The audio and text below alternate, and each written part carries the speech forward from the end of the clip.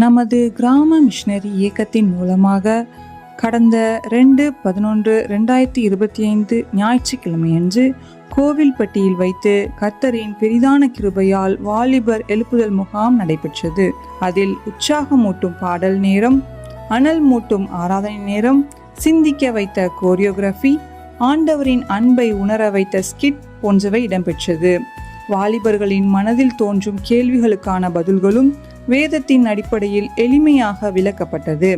சகோதரர் டாக்டர் சுனில் அவர்கள் வேதத்தின் வெளிச்சத்தில் வாலிபர்களுக்கு தேவையான சில ஆலோசனைகளை ஜெபத்துடன் வழங்கினார்.